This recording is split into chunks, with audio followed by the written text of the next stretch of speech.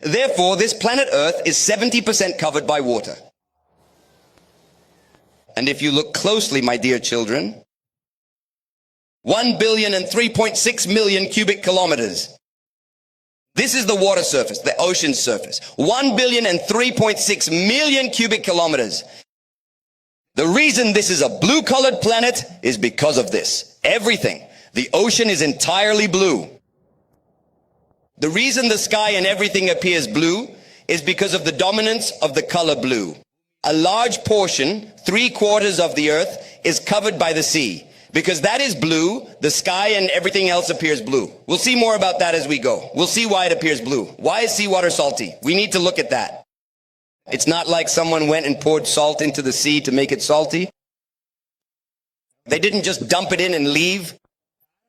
The salt that is on the land, this rock, look, this rock, sand, it is from here that it goes and mixes with the water.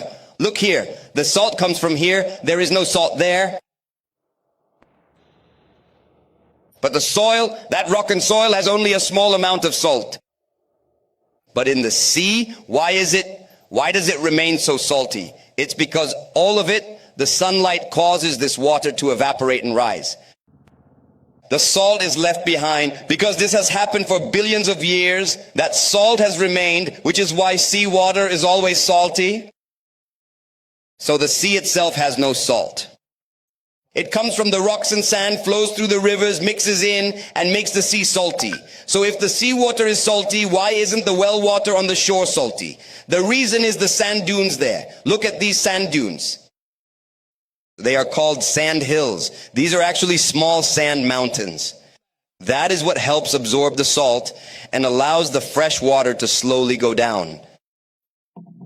That salt, now this salt is a form of agriculture for us. In those days, salt was as valuable as gold. For that, look, for the salt pans, for the ownership of that salt land, wars have been fought. It was equal to gold. Wars were fought for the rights to the salt rocks. Look at how they fought. We don't value salt today. As salary for soldiers, they were given samba and alam. Samba is rice and alam is salt. They were given both. Alam means salt. Samba means rice. The two had equal value. The value of salt was equal to that of gold.